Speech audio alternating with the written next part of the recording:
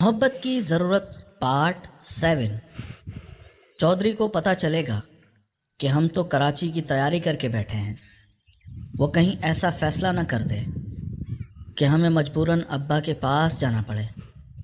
اس نے کہا، ہاں یوسف، یہ تو میں نے سوچا ہی نہیں۔ اب میری امی بھی پریشان ہو گئی۔ پھر میری امی کہنے لگی، یوسف ہم ایک کام کرتے ہیں، کل اس چودھری نے ہمیں بلایا ہے پنچایت میں، ہم ایسا کرتے ہیں کہ ابھی اس چودھری کو مل کے آ جاتے ہیں تاکہ کل وہ فیصلہ ہمارے ہی حق میں دے۔ پھر میں نے کہا، اچھا امی، یہ آپ نے ٹھیک کہا، ہم پہلے ہی اس مسئلے کو سیٹل کر لیتے ہیں۔ پھر میری امی نے میری بہنوں کو کہا کہ تم لوگ رات کے کھانے کی تیاری کرو، میں اور یوسف کام سے جا رہے ہیں۔ پھر میرا چھوٹا بھائی کاشف بھی پوچھنے لگا، امی کہاں جا رہے ہو؟ مجھے تو بتاؤ۔ امی نے کہا کہ ہم اس چودھری کو ملنے جا رہے ہیں کیونکہ کل اس نے بلایا ہے، ہم ساری سچائی تاکہ ابھی اس کو بتا کے آ جائیں اور کل کا فیصلہ ہمارے ہی حق میں ہو۔ پھر کاشف بھی کہنے لگا، ہاں ہاں یہ طریقہ ٹھیک ہے۔ پھر امی نے کہا کہ یوسف بائک باہر نکالو۔ میں نے بائک باہر نکالی اور میری امی چادر پہن کے بائک پہ آ کے بیٹھ گئی۔ چودھری کا ڈیرا ہمارے گھر سے تھوڑا ہی فاصلے پہ تھا۔ اب جاتے جاتے ہمیں رات بھی ہو گئی تھی۔ جب ہم ڈیرے پہ گئے تو چودھری اپنے ڈیرے پہ نہیں تھا، اس کا ایک ملازم کھڑا ہوا تھا۔ میں نے اسے کہا کہ آپ چودھری کو بلا دیں، ہم اس سے بات کرنے آئے ہیں، ہمارا بہت ضروری کام ہے۔ پھر وہ ملازم کہنے لگا، نہیں اب تو چودھری نہیں مل سکتا، آپ کو ملنا ہے تو آپ کل صبح آ جانا۔ پھر میری امی نے کہا کہ میری بات کرا دو چودھری سے، وہ خود ہی آ جائے گا۔ پھر اس ملازم نے اپنے ہی موبائل سے اس چودھری کا نمبر ملایا اور پھر موبائل میری امی کے ہاتھ میں دے دیا۔ میری امی نے اس سے بتایا کہ میں فلاں بات کر رہی ہوں۔ اپنا تعارف جیسے ہی کروایا وہ چودھری خوشی ہو گیا۔ اس نے کہا، اچھا تم لوگ رکو، میں 5 منٹ میں آیا۔ پھر میری امی نے موبائل اس ملازم کو دیا۔ چودھری نے اس ملازم کو کہا کہ ہمارے لیے چائے بسکٹ کا بندوبست کرے، ہماری اچھی خدمت کرے، وہ بھی آ رہا ہے۔ اور پھر وہ ملازم بھاگتا ہوا گیا۔ کہا، سر جی کیا پئیں گے؟ بوتل چائے؟ وہ ہمیں کوئی عام انسان سمجھ رہا تھا، لیکن چودھری نے ہمارا خیال رکھنے کے لیے اسے کہہ دیا تھا۔ اب اس کے تیور ہی بدل گئے تھے۔ پھر میری امی مجھے آنکھوں سے اشارے کرنے لگی کہ اب دیکھو اس کے لہجے میں کیسے چینج ہو گیا ہے۔ اور پھر ہمارے لیے وہ کرسیاں لایا، ٹیبل بھی لایا۔ ہم وہیں باہر صحن میں بیٹھ گئے۔ وہ صحن بہت ہی خوبصورت بنا ہوا تھا، نیچے ہری گھاس تھی اور ہر طرح کے پھول لگے ہوئے تھے جن میں سے اچھی اچھی خوشبو آ رہی تھی۔ اور تھوڑی دیر بعد وہ ملازم چائے اور بسکٹ اور پھر ٹھنڈا پانی بھی لے کے آ گیا۔ ہم چائے پی رہے تھے کہ ڈیرے میں گاڑی کی انٹری ہوئی، اس میں چودھری تھا۔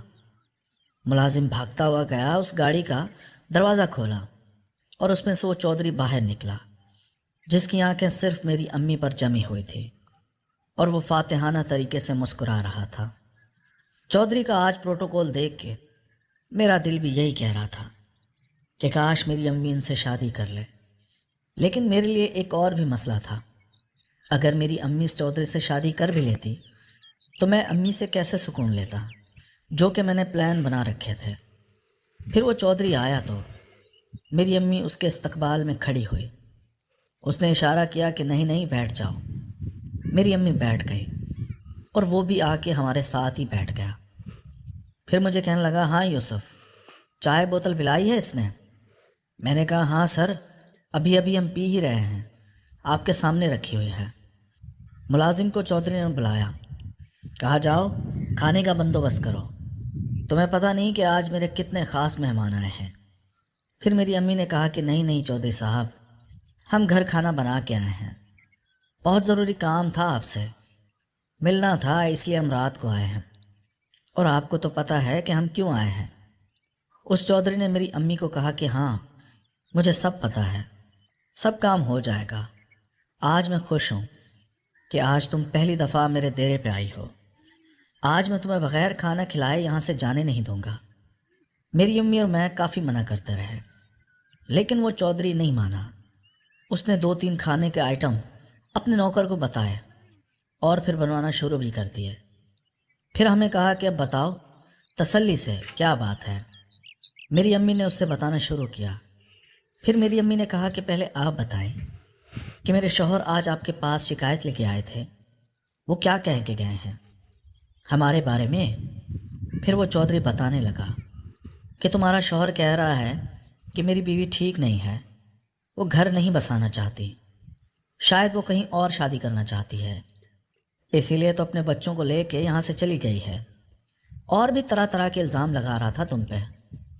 تم تو جانتی ہو کہ میں تم پہ کتنا یقین کرتا ہوں۔ میں نے اس سے کہا کہ وہ ایسی عورت نہیں ہے، وہ بہت شریف اور پاکیزہ عورت ہے، اور تم اس کے اوپر الزام لگا رہے ہو۔ اس نے محلے میں سے 2-3 گواہ بھی ڈھونڈے ہوئے تھے۔ اس نے کہا چودھری صاحب آپ کل اس عورت کو میرے سامنے بلا لیں، میں اس کے سامنے ہی بولوں گا کہ وہ کس کے ساتھ یہ کام کرتی رہی۔ میں نے جب سنا تو میرا خون جلنے لگا۔ میرا ابا میری اماں پہ اتنا گندا الزام لگا رہا تھا۔ میں بچپن سے لے کے اتنا بڑا ہوا ہوں، میں اماں کے بارے میں کم سے کم یہ تو کہہ ہی سکتا ہوں کہ اس قسم کی عورت نہیں ہے۔ اس کا دامن بالکل پاک صاف تھا، یہ میں ہی تھا جو اس کے پیچھے پڑا ہوا تھا۔ پھر چودھری کہنے لگا کہ چھوڑو، دفع کرو اس انسان کو، تم بتاؤ اصل بات کیا ہے۔ پھر میری امی نے اس سے ساری کہانی بتائی کہ وہ کس طرح کا آدمی ہے، رجوں کے پاس بھی جاتا ہے اور امی پہ ہاتھ بھی اٹھاتا ہے، وغیرہ وغیرہ۔ پھر وہ چودھری کہنے لگا کہ میں نے تو تمہیں پہلے ہی کہا تھا کہ اگر تمہیں کوئی بھی پریشانی ہو تو تم مجھے بتا سکتی ہو، تم نے مجھے کیوں نہیں بتایا؟ میں اس کی ٹانگیں توڑوا دیتا، اس نے تم پہ ہاتھ اٹھایا کیسے؟ اب چودھری جذباتی ہو گیا تھا۔ میری امی نے کہا کہ میں تو بچوں کی وجہ سے چپ تھی، اس لیے میں ساری زندگی اس ظالم انسان کے ساتھ سر جھکا کے گزارتی آئی، لیکن اب بہت ہو گیا ہے، میں اس کے ساتھ نہیں رہ سکتی۔ پھر چودھری امی سے کہنے لگا کہ میں تو تمہیں پہلے ہی کہتا تھا کہ اس سے طلاق لے لو۔ میں اب نوٹ کر رہا تھا کہ چودھری میرے سامنے امی سے بات کرنے میں کمفرٹیبل محسوس نہیں کر رہا، وہ بار بار رک جاتا تھا۔ بات کرتے کرتے پھر اس نے اپنے ایک نوکر کو بلایا، اس کو کہا کہ جاؤ یوسف بیٹے کو میرا دیرہ دکھا کے لاؤ، کتنا بڑا ہے۔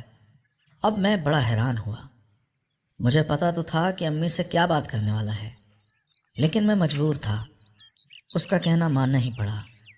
وہ نوکر مجھے اٹھا کے چیزیں دکھانے لگا، یہ فلاں گارڈن ہے، یہ زمین فلاں ہے، اور وغیرہ وغیرہ۔ مجھے چودھری کی جائیداد میں ذرہ برابر بھی انٹرسٹ نہیں تھا، میرے ذہن میں بس یہی چل رہا تھا کہ چودھری امی کے ساتھ کیا بات کر رہا ہوگا۔ پھر وہ چودھری کا نوکر مجھے کہنے لگا، صاحب جی آپ کہاں کے چودھری ہیں؟ میں اس نوکر کو جانتا تھا، وہ ہمارے ہی شہر کا تھا، شاید وہ نوکر مجھے نہیں پہچانتا تھا، اس لیے وہ بھول گیا۔ میں نے کہا میں تو کہیں کا چودھری نہیں ہوں، میں تو ایک عام سا انسان ہوں، میری چھوٹی سی دکان ہے۔ پھر وہ نوکر بڑا حیران ہوا، مجھے کہنے لگا یہ چودھری تو اتنا آؤ بھگت کر رہا تھا آپ کی، اور اتنا عزت سے پیش آ رہا تھا، ہم تو آپ لوگوں کو کوئی سردار فیملی سمجھ رہے تھے، یہ چودھری صاحب تو سوائے سرداروں کے اور کسی کو عزت نہیں دیتا، سب اس سے ڈرتے ہیں، اور آپ لوگوں کے ساتھ یہ بیٹھ کے چائے بھی پی رہا تھا اور کھانا بھی بنوا رہا ہے آپ لوگوں کے لیے۔ پھر میں نے اس ملازم کو جھوٹ بول دیا اپنی عزت بچانے کے لیے۔ میں نے کہا اصل میں چودھری اور ہماری پرانی رشتہ داری ہے، دور کی، اس لیے وہ اتنا عزت سے پیش آ رہے ہیں، اور ویسے بھی چودھری صاحب بہت اچھے انسان ہیں، دل کے نیک ہیں۔ میں زبان سے یہ لفظ تو نکال رہا تھا، لیکن میں دل میں اس چودھری کو بہت برا بھلا کہہ رہا تھا۔ یہ تو میرا دل ہی جانتا تھا کہ میں اسے کیا کہہ رہا تھا۔ وہ مجھے اس طرح کافی دیر گھماتا رہا، بالآخر میں نے اس سے کہا کہ اب بس میں تھک گیا ہوں، واپس چلتے ہیں۔ اس نے کہا اچھا ٹھیک ہے صاحب جی۔ پھر ہم ٹہلتے ٹہلتے واپس اسی جگہ جہاں ہم تھوڑی دیر پہلے بیٹھے ہوئے تھے آ گئے، اور میرے پیروں تلے زمین ہی نکل گئی، کیونکہ میری امی اور وہ چودھری اس جگہ پہ نہیں بیٹھے ہوئے تھے۔ میں بڑا حیران ہوا फिर मैंने पूछा कि मेरी अम्मी कहाँ गई। उस डेरे पे 4-5 कमरे भी बने हुए थे और वो अंदर की साइड पे थे। फिर वो नौकर कहने लगा कि तुम यहाँ बैठो, मैं अंदर देख के आता हूँ। अब मुझे शदीद गुस्सा आ रहा था, अम्मी पे भी और ख़ुद पे भी। मुझे तो पता था कि चौधरी की नीयत क्या है, फिर भी मैं अम्मी को यहाँ चौधरी के पास ले आया था। अब मैं मजबूर था। वो नौकर गया तो 5 मिनट बाद वापस आया। कहा, साहब जी घबराएं नहीं, वो अंदर ही बैठे हुए हैं और आपको यहीं बैठने का कह रहे हैं। चौधरी साहब थोड़ी देर तक आते हैं। अब मैं बड़ा परेशान हो गया कि मैं क्या करूं। पता नहीं अंदर क्या हो रहा था। मुझे बड़ा गुस्सा आ रहा था कि मुझसे पहले चौधरी ने मेरी अम्मा से सुकून ले लिया, लेकिन मैं मजबूर था, मैं कुछ कर भी तो नहीं सकता था। फिर मैंने अपने फ़ोन से काशिफ को फ़ोन किया। मैंने कहा, सुना काशिफ, घर पे सब खैरियत है? वो कहने लगा, हाँ बस खाना बन गया है, हम आप लोगों का इंतज़ार कर रहे हैं। फिर मैंने उसे कहा कि यार थोड़ा टाइम लग जाएगा, यहाँ चौधरी साहब दूसरे फ़ैसलों में मसरूफ़ हैं, हमारा तो अभी नंबर ही नहीं आया। और हाँ, खाना वाना तुम लोग खा लो, क्या पता हम रात को किस पहर लौटते हैं। अब मैं अपने भाई को क्या बोलता कि चौधरी और मेरी अम्मी अंदर चले गए हैं और मैं बाहर नौकरों की तरह बैठा हुआ। खैर इसी तरह बैठे हुए मुझे आधा घंटा भी गुजर गया और फिर मैंने देखा मेरी अम्मी और चौधरी टहलते हुए मेरी तरफ ही आ रहे हैं और वो हंस हंस कर बातें भी कर रहे हैं। फिर वो आए, मेरे साथ आके बैठ गए। चौधरी ने कहा, यूसुफ तू परेशान ना हो, बस सब्र कर, कल तुम्हारे अब्बू को मैं बुलवाता हूँ, ऐसा सबक सिखाऊंगा उसको, वो याद रखेगा।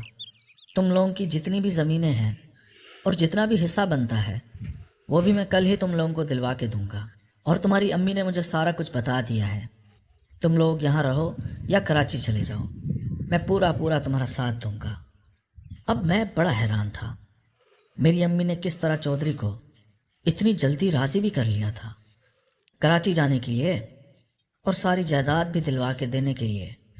लेकिन खैर मेरा तो इतना बड़ा काम हो गया था। फिर मेरा गुस्सा भी ठंडा हो गया। फिर वो चौधरी कहने लगा कि तुम लोग यहाँ बैठो, मैं खाने का पूछ के आता हूँ कि अभी कितना टाइम है। फिर वो चौधरी चला गया। मैंने कहा, अम्मी आप कहाँ चली गई थी, मुझे यहाँ अकेले बिठा के? उस चौधरी ने आपको कुछ कहा तो नहीं, उल्टा सीधा? मेरी अम्मी ने कहा कि नहीं, कुछ तो नहीं कहा, बस ये है कि हमारा काम तो हो जाएगा, लेकिन मुझसे बहुत भारी कीमत मांग रहे हैं। मैंने कहा, किस चीज़ की कीमत? उसने कहा, इसी चीज़ की कि तुम्हारे अब्बू से वो मुझे तलाक भी दिलवा देंगे और जो जो तुम्हारी ज़मीनें बनती हैं, यानी कि हमारा हिस्सा, वो भी दिलवा देंगे और हमें सेफ्टी भी देंगे। तुम्हारे अब्बू से बस इस काम की कीमत मांग रहे हैं। मैंने कहा, क्या मतलब, किस चीज़ की कीमत मांग रहे हैं, आप खुल के बोलें। फिर मेरी अम्मी कहने लगी, यूसुफ मैं तुम्हें नहीं बता सकती, हाँ इतना ज़रूर बता सकती हूँ कि आज रात तुम्हें घर अकेले ही जाना पड़ेगा और पता नहीं इस तरह कितनी रातें तुम लोगों को अकेले ही रहना पड़ेगा। इसीलिए तो वो चौधरी माना है हमारे कराची जाने के लिए, वरना वो तो मान ही नहीं रहा था। वो तो मुझे कह रहा था कि तुम मुझसे शादी कर लो, लेकिन मैंने तुम्हारे साथ वादा किया था यूसुफ कि मैं तुम्हारे साथ कराची जाऊंगी। मैं उससे शादी के लिए तो नहीं मानी, लेकिन जो कीमत मांग रहे हैं वो तो उसे देनी ही पड़ेगी। अब मैं समझ गया था कि वो कौन सी कीमत की बात कर रहे हैं और वो कौन सी कीमत मेरी अम्मी से वसूल करने वाले थे, और इस चीज़ का भी मुझे पहले ही अंदाज़ा था। अब मरता क्या न करता, इसके अलावा मेरे पास कोई चारा नहीं था।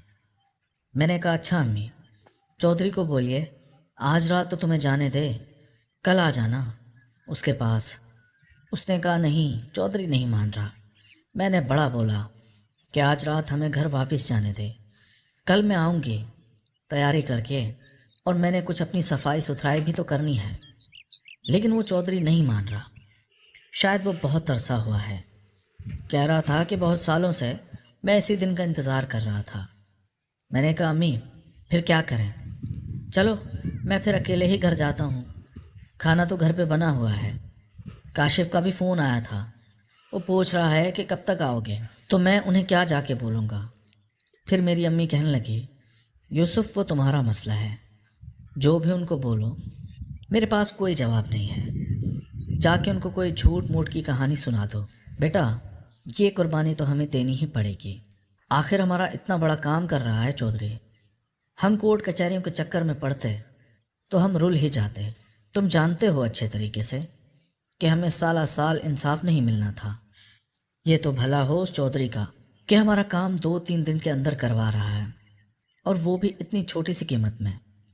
मैंने कहा अम्मी, ये कीमत छोटी नहीं है, ये बहुत बड़ी कीमत है। आप मुझसे तो पूछ के देखें। अब मेरी अम्मी और मैं एक दूसरे के राजदार भी बन गए थे। इस तरह हमारा रिश्ता और भी मजबूत हो गया था। अब मेरी अम्मी कह रही थी कि घर जाके कोई झूठी मूठी कहानी उनको सुना देना, और फिर आज रात मैं चौधरी के साथ रहूँगी। सुबह तुम 6 बजे आ जाना, मुझे यहाँ से ले जाना।